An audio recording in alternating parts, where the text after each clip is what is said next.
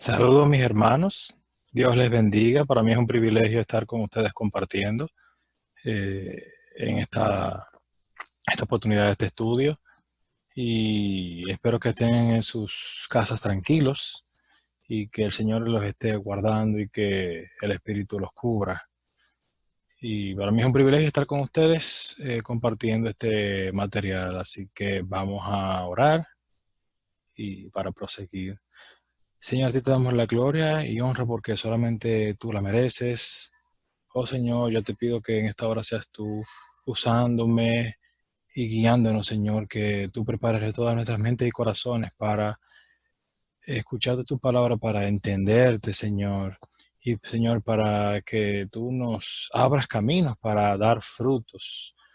Oh Señor, para dar esos frutos que tú esperas de nosotros y que nosotros podamos entender, acatar y obedecer los frutos que tú esperas de nosotros, que nosotros con las herramientas que tú nos das, tú nos permitas dar esos frutos, Señor. Ayúdanos a dar frutos, Señor. Ayúdanos a entender verdaderamente qué es lo que tú esperas de nosotros y a buscar y anhelar estar pegados de ti para dar esos frutos. En el nombre de tu Hijo Jesús. Amén. Amén.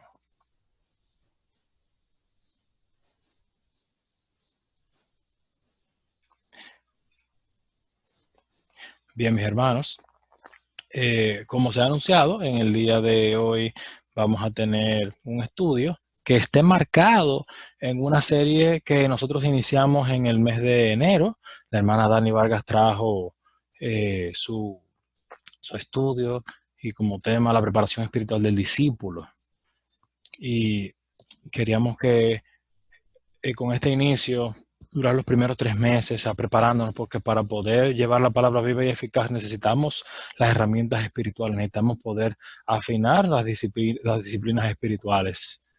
Luego entonces el pastor nos trajo 2 entregas de las etapas del desarrollo cristiano, donde nos trazó una ruta de la madurez hacia la paternidad espiritual, que incluyó una propuesta incluso para nosotros como iglesia local. Y lo que hoy queremos ver es, siguiendo esa misma línea, entonces si llegamos a la paternidad espiritual a medida que avanzamos y maduramos espiritualmente, ¿cuál es el fruto que Dios espera de nosotros en esa madurez? Y en ese sentido, yo deseo, hermanos, iniciar con el final. Así como las películas y las series, que algunas empiezan por el final, yo quiero empezar por el final, por la conclusión. Y la conclusión es clara y evidente, mis hermanos, que Dios espera de nosotros discípulos. Es un fruto específico y es un fruto de discípulos. Y como nosotros hemos visto en otras prédicas y y en otros estudios, en otros espacios, un discípulo a su vez hace discípulos, hace otros discípulos. Así que debe haber un círculo virtuoso, mis hermanos, donde los discípulos que nosotros hagamos sean capaces de discipular a otros. Y para demostrar estas afirmaciones, esto que estamos concluyendo desde ya, les quiero presentar algunos pasajes bíblicos y les voy a compartir durante todo el proceso la relación que hay entre esos pasajes. Vamos a tener en el Nuevo Testamento a Mateo 21 y ahí tenemos el inicio de la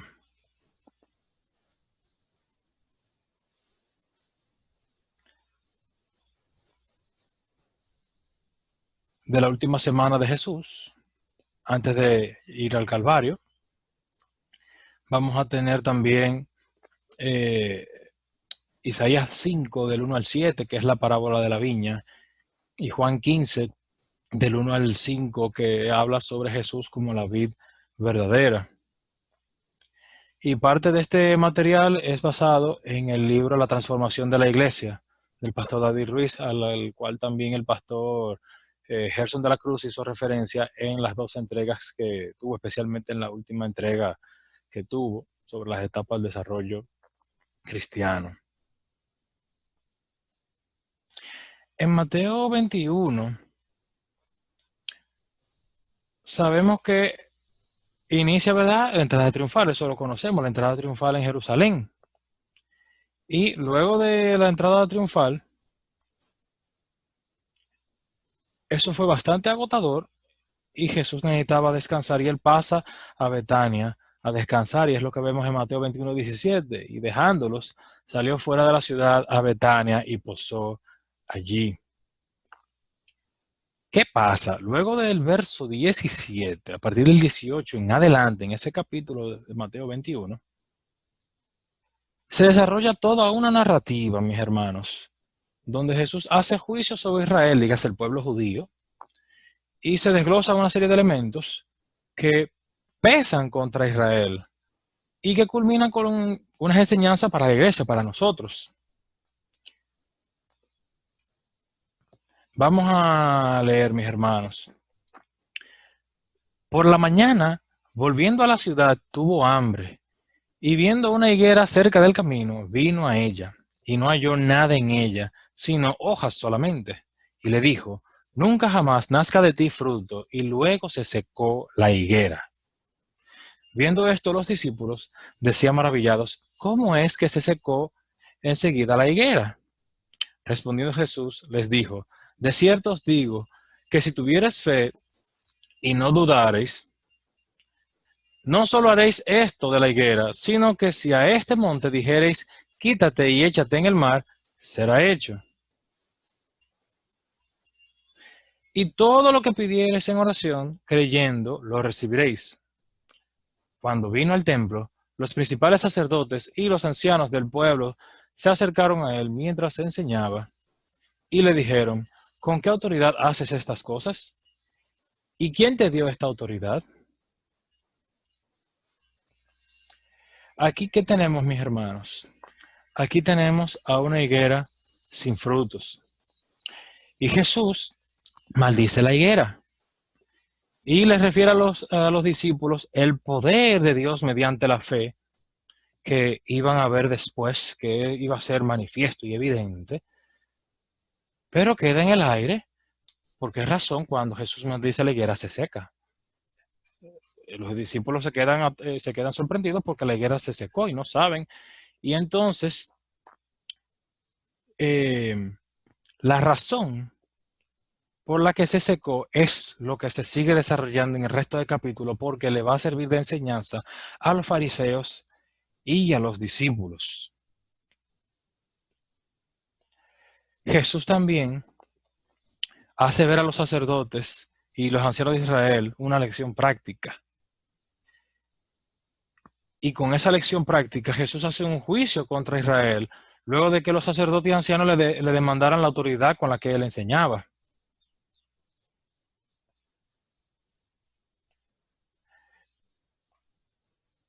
En el verso 23 vemos que Jesús está en el templo y ese es el escenario ante el que el liderazgo religioso y político nos hace entender porque como ellos cuestionan la autoridad, porque ellos tienen la autoridad sobre el pueblo. Y dicen, ven acá, pero tú estás enseñando y con qué autoridad tú estás enseñando estas cosas, porque como quien dice, a nosotros tú no nos has pedido permiso para enseñar estas cosas. ¿Quién te dio la autoridad? Entonces, seguimos leyendo, mis hermanos.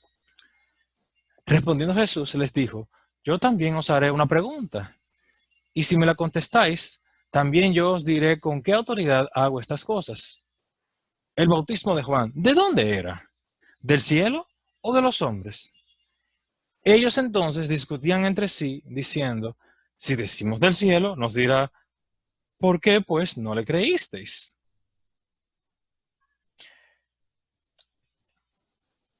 Es importante aclarar, mis hermanos, que Jesús no está desviando la conversación.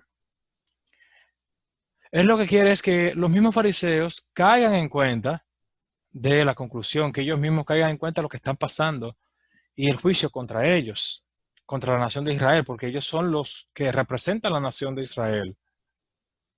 Eso es lo que está pasando con ellos, que hay un peso sobre Israel y los fariseos deben comprender el juicio que pesa sobre ellos por lo que ellos dejaron de hacer.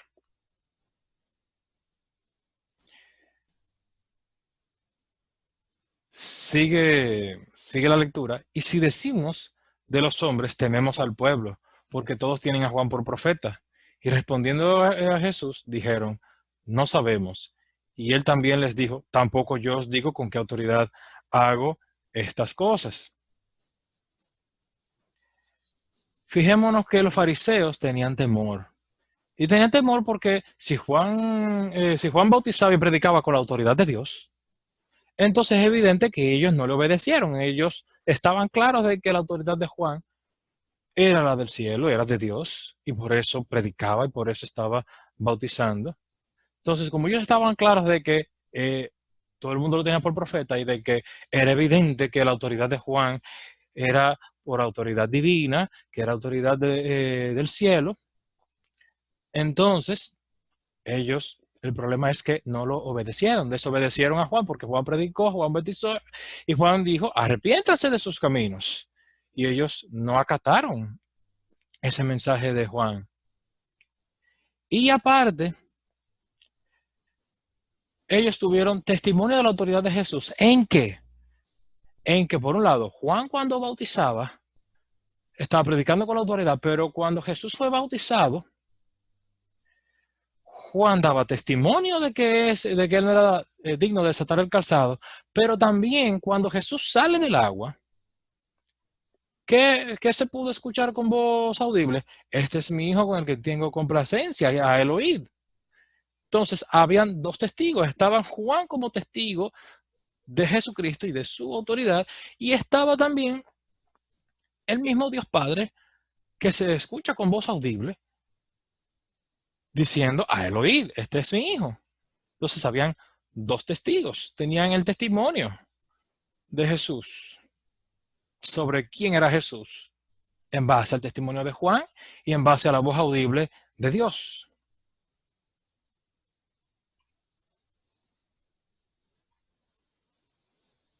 Entonces, como los líderes que representaran al pueblo judío optaron por no responder, pues Jesús procede a narrarles una parábola. Y es lo que leemos a continuación para que los judíos entiendan de qué se les está acusando y que ellos están acusados ante el juicio que se les está haciendo. Seguimos leyendo. ¿Pero qué os parece? Un hombre tenía 2 hijos y acercándose al primero le dijo, hijo, ve hoy a trabajar en mi viña. Respondiendo él dijo, no quiero, pero después arrepentido fue. Y acercándose al otro, le dijo de la misma manera. Y respondiendo él dijo, sí, Señor, voy, y no fue. ¿Cuál de los dos hizo la voluntad de su padre? Dijeron ellos, el primero. Jesús les dijo, de cierto os digo, que los publicanos y las rameras van delante de vosotros al reino de Dios. Porque vino a vosotros Juan en camino de justicia y no le creísteis. Pero los publicanos y las rameras le creyeron. Y vosotros, viendo esto, no os arrepentisteis después para creerle. Pregunta clave. ¿Cuál de los dos hizo la voluntad de su padre? Con esta pregunta, Jesús hace que los líderes, ellos mismos, muestren la evidencia que pesa contra el pueblo de Israel, contra el pueblo judío. Pues, teniendo la posición y la elección, dijeron que harían y no hicieron.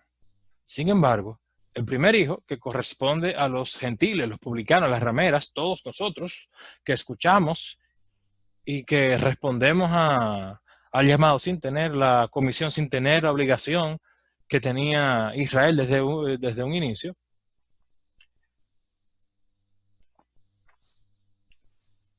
decimos que sí. Respondemos. Los publicanos y las rameras responden. Los gentiles responden. Y Jesús los relaciona con el segundo hijo. Perdón, con el primero. El segundo hijo los relaciona con los judíos. Los judíos se comportaron como el segundo hijo porque dijeron que iban a ir y no fueron, no hicieron. Jesús añade también, mis hermanos, que los publicanos y rameras van delante, pues los gentiles sin tener la comisión, ni el conocimiento, como les decía, de Dios, están respondiendo a la invitación de ir y trabajar. Los gentiles están tomando ventaja porque los judíos se pusieron de perezosos. Entonces, teniendo eso en cuenta, Jesús ahora se torna mucho más directo y mucho más claro con otra parábola que los va directamente a acusar a los judíos. Y sigue diciendo, oíd otra parábola. Hubo un hombre, padre de familia, el cual plantó una viña, la cercó de vallado, cavó en ella un lagar, edificó una torre y la arrendó a unos labradores y se fue lejos. Y cuando se acercó el tiempo de los frutos, envió sus siervos a los labradores para que recibiesen sus frutos. Mas los labradores, tomando a los siervos, a uno golpearon, a otro mataron y a otro apedrearon. Envió de nuevo otros siervos, más que los primeros, e hicieron con ellos de la misma manera. Finalmente les envió su hijo, diciendo, tendrán respeto a mi hijo. Mas los labradores, cuando vieron al hijo, dijeron entre sí, este es el heredero, venid, matémosle y apoderémonos de su heredad. Y tomándole, le echaron fuera de la viña y le mataron. Cuando venga, pues, el señor de la viña, ¿qué hará a aquellos labradores? Le dijeron, a los malos destruirás sin misericordia y arrendará su viña a otros labradores, que le paguen el fruto a su tiempo. Aquí podemos ver, mis hermanos, la historia trata de un padre de familia que es dueño de una viña y esa viña se la entrega a un grupo de trabajadores escogidos. Se va lejos esperando obtener al regreso un trabajo responsable y que paguen su fruto a su tiempo. Los labradores tenían todos los recursos en la viña listos para trabajarla y esperar el fruto, pero ni de eso fueron capaces, sino que el padre, enviando a sus siervos a procurar los frutos, les golpearon y mataron a algunos como pago al padre de familia. El dueño de la viña fue paciente y envió a otro grupo de siervos que corrieron la misma suerte. Luego el padre decidió enviarle a su propio hijo, entendiendo que al menos a él deberían de respetarlo. Pero la maldad en el corazón de los labradores les hizo planificar un plan macabro de matar al heredero para quedarse con la viña. El padre todavía podía reclamarla, pero con la inmensa tristeza que probablemente iba a tener, tendría la opción o de desistir o morir de tristeza. Y sobre esto, mis hermanos, hay un juicio que pesa sobre Israel que podemos aprender y que podemos enumerar 4 razones que pesan sobre Israel por esta parábola, por lo que dejaron de hacer y por lo que hicieron. Ellos no pagaron el fruto a su tiempo, maltrataron a los enviados, intentaron apropiarse de la viña y el asesinato del hijo del dueño. Vemos algo trascendental que pasa, mis hermanos, y es que los mismos sacerdotes en el verso 41 dan un veredicto que es impactante. Ellos mismos concluyen que esos labradores serían destruidos sin misericordia y sustituidos absolutamente.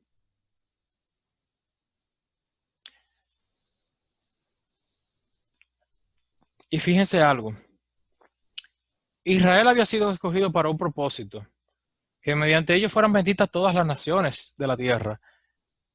Eso sabemos por el pacto abrahámico. Es Abraham que le hacen esa promesa, en ti serán benditas todas las naciones, en tu simiente serán benditas todas las naciones de la tierra. Pero también vemos que Salomón en Primera de Reyes 8, 59 y 60 dice lo siguiente: y estas mis palabras con que he orado delante de Jehová estén cerca de Jehová nuestro Dios de día y de noche, para que Él proteja la causa de su siervo y de su pueblo Israel, cada cosa en su tiempo. Verso 60, énfasis.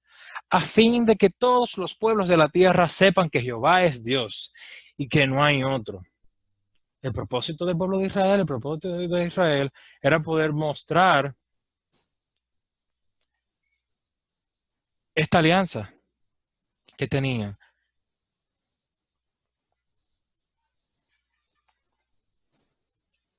Que pudieran mostrar que las naciones podían tener una relación directa con el Señor.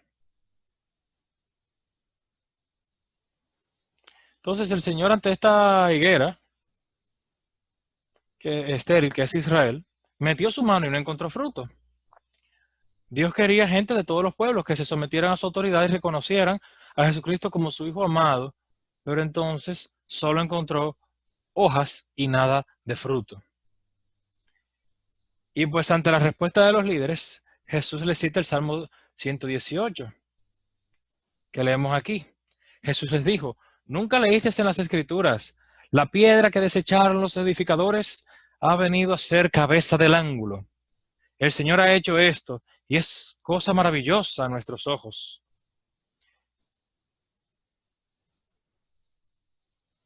Dice el Salmo 118, en su versículo 26, si se busca el Salmo 18, específicamente el verso 26.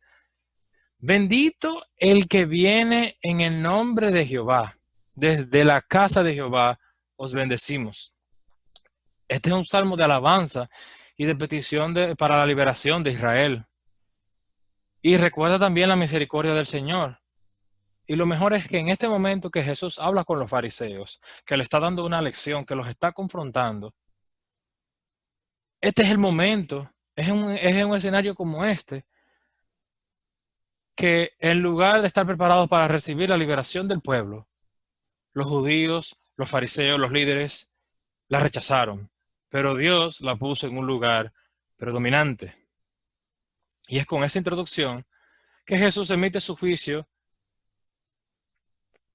que leemos a continuación, del verso 23, 43 en adelante, en Mateo 21. Por tanto os digo que el reino de Dios será quitado de vosotros y será dado a gente que produzca los frutos de él. Y el que cayere sobre esta piedra será quebrantado, y sobre quien ella cayere le desmenuzará. Y oyendo sus parábolas, los principales sacerdotes y los fariseos entendieron que hablaba de ellos, pero al buscar cómo echarle mano, temían al pueblo, porque éste lo tenía por profeta. El verso 43, mis hermanos, nos revela sentencia contra Israel, que se le quita la comisión de establecer el reino para que ahora sea la iglesia, gente nueva, nuevo pueblo. Nosotros tenemos este privilegio. Este veredicto tiene consigo misericordia. Podemos ver que Dios es misericordioso, porque al contrario del veredicto que habían dicho los fariseos, que lo vimos ya, de que serían destruidos y serían sustituidos por completo, aquí hay misericordia. O sea, en Jesús hay misericordia. Dios tiene misericordia, porque aún todavía, en lugar de ser destruidos, Israel tiene la oportunidad de ser los hijos de Dios, de estar en el pueblo, seguir estando dentro de su plan, y está en su plan redentor. Y eso lo podemos ver en Mateo 16, verso 18, que dice: y yo también te digo que tú eres Pedro, y sobre esta roca edificaré mi iglesia, y las puertas del Hades no prevalecerán contra ella. ¿Y por qué mencionamos este verso que está antes de Mateo 21? Este es el momento en el que Pedro da su famosa confesión, y Jesús les dijo que eso no te lo reveló ni carne ni sangre. Y la razón por la cual aquí podemos ver la misericordia de Dios es porque el término utilizado en este verso, eclesia, viene del griego. Y en el Antiguo Testamento ya el pueblo de Israel estaba acostumbrado a esta palabra, pero ellos entendían, es decir, en el griego significa asamblea, pero los griegos lo llegaron a asumir como la asamblea del pueblo de Dios, como que ellos eran la iglesia de Dios, ellos exclusivamente eran la asamblea de Dios, de la gente de Dios. Y eso ellos sabían del griego porque Si recordamos la historia, el Antiguo Testamento se llegó a traducir por la influencia helenista al griego y se le llamó la Septuaginta. Y de ahí entonces el pueblo de Israel está claro de que eclesia tiene que ver con iglesia, asamblea. Ellos lo asumían como la asamblea, como les dije, pero ellos se pensaban que ellos eran únicamente la asamblea del pueblo de Dios, que no había espacio para más nadie. Sin embargo, Jesús en Mateo 16, 18, cuando le responde a Pedro con respecto a esa afirmación, le deja claro que su iglesia, la iglesia de Jesucristo, la iglesia de Dios, estaría centrada en Él, en Jesucristo. Así que todo el que creyera en Jesucristo pasaría a formar parte de esa asamblea compuesta por judíos y gentiles, gente de todos los pueblos. Y algo que me gustaría resaltar sobre el juicio sobre Israel es que en ambas parábolas se tiene como figura a la viña. La viña era una simbología para hablar sobre Israel. Y vamos a leer en ese sentido lo que nos dice el profeta Isaías en su capítulo 5. Vamos a leer los versos del 1 al 7.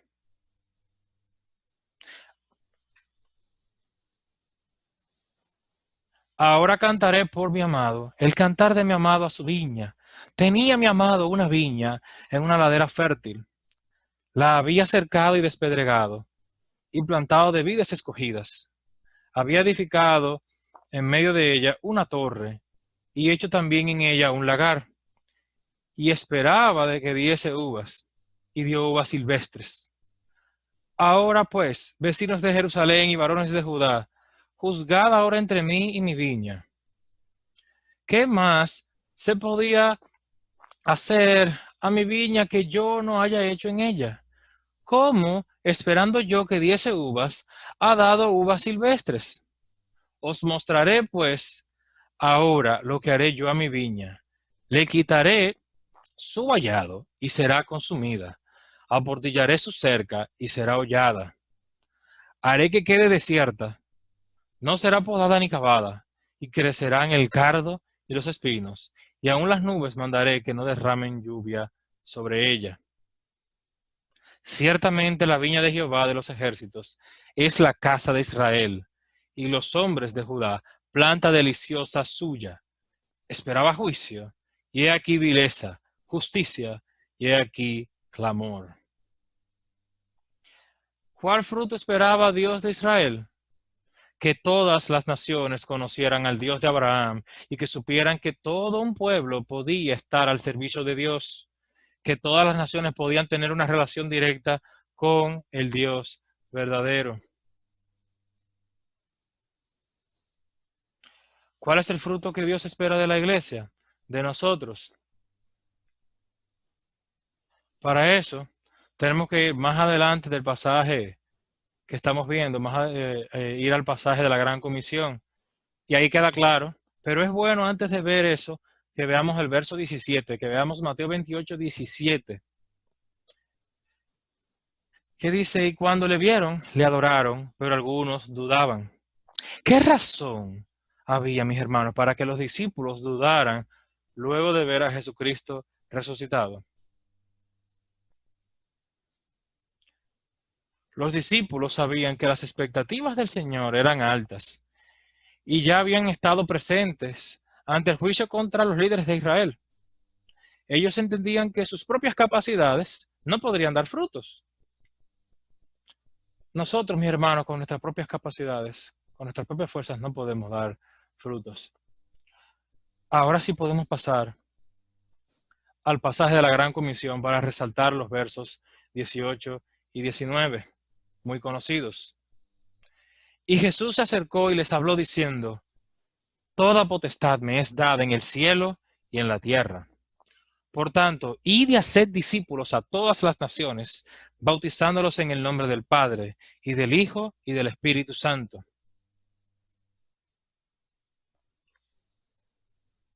La iglesia, mis hermanos, no le toca hacer el trabajo con sus propias fuerzas. Lo hace bajo la autoridad el empuje de nuestro Señor Jesucristo, que nos ha encomendado hacer lo que Israel no hizo. El verso 19 deja claro lo que Él espera: discípulos y de todas las naciones.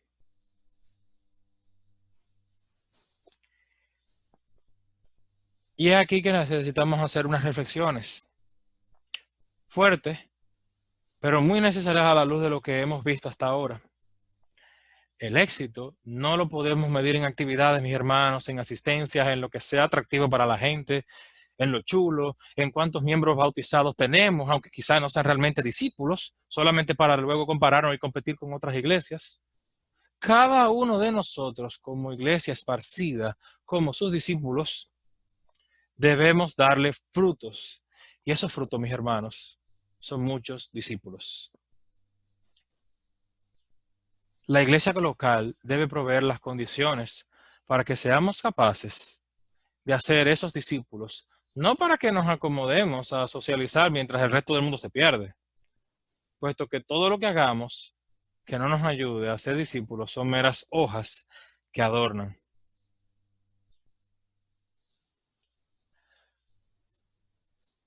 Cuando Jesús esté frente a la iglesia, que es la nueva higuera, la pregunta que él va a ser, ¿dónde están los discípulos?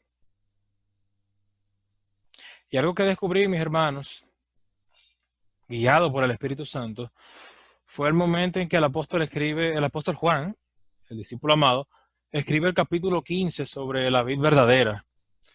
Y en el momento en que él está narrando, lo que él narra en Juan 15, es justo antes de ser entregado. Y es en la misma semana donde nosotros iniciamos con Mateo 21. Y ahí, luego de que Jesús ha dicho todas esas parábolas, luego de que Jesús está a punto de ser entregado, luego de que Jesús ya les ha hablado del fruto y de lo que Israel no hizo, lo que tenemos nosotros que hacer, Jesús les dice que Él es la vid y nosotros los pámpanos, y que solo pegados a Él podemos llevar mucho fruto. Vamos a leer a Juan 15 los versos del 1 al 5. Yo soy la vid verdadera y mi Padre es el labrador. Todo pámpano que en mí no lleva fruto, lo quitará. Y todo aquel que lleva fruto, lo limpiará, para que lleve más fruto. Ya vosotros estáis limpios por la palabra que os he hablado. Permaneced en mí y yo en vosotros. Como el pámpano no puede llevar fruto por sí mismo si no permanece en la vid, así tampoco vosotros si no permanecéis en mí. Yo soy la vid, vosotros los pámpanos. El que permanece en mí y yo en él, éste lleva mucho fruto, porque separados de mí, nada podéis hacer. Permite, Señor, mis hermanos,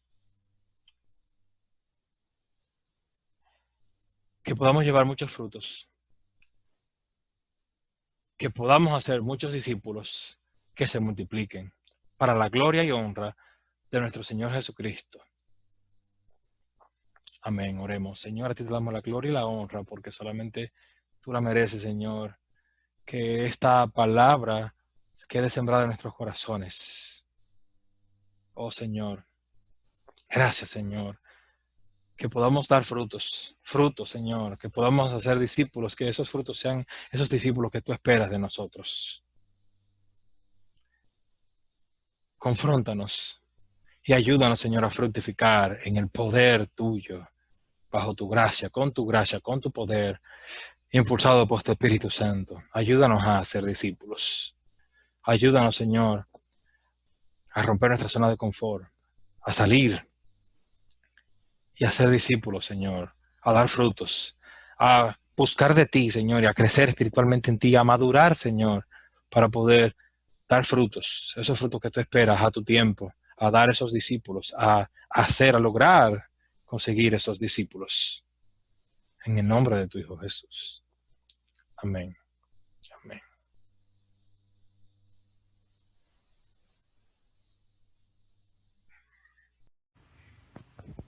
Buenas noches, hermanos y hermanas. Damos gracias al Señor por este importante estudio bíblico del hermano Eric Fortunato. Que el Señor lo siga bendiciendo, lo siga usando para su gloria. Qué bueno, estamos llamados a ser discípulos para hacer discípulos. No lo olvidemos. Ese es el llamado de Dios para nosotros. Esperamos, hermanos, que no seamos oidores olvidadizos, sino hacedores de la palabra de Dios. Así que ese es el desafío, el reto. Tenemos que hacer discípulos. Ese es el llamado del Señor. Dios te bendiga, hermano Eric. Hermanos, a predicar la palabra viva y eficaz y a ser discípulos. Ya ustedes saben, tenemos el domingo la escuela bíblica a las 9:45. No lo olviden, tenemos un resumen de las clases por varios hermanos. El domingo fue una bendición. Sabemos que este domingo va a ser también una bendición. Estemos todos atentos. 9:45 en punto, y luego a las 11 de la mañana tenemos nuestro culto de adoración, a las 11 de la mañana. Vamos a despedirnos. Hermanos y hermanas, vamos a terminar esta noche nuestro estudio bíblico con la oración final.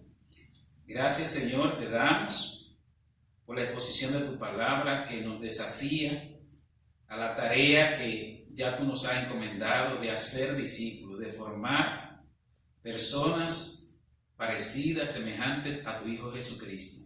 Ayúdanos, Señor, en esta tarea. Sabemos que es fuerte, pero es el llamado tuyo a cada uno de nosotros. Bendice a tu Hijo Eric y sigue usándolo con poder y con gracia para tu gloria y tu honra.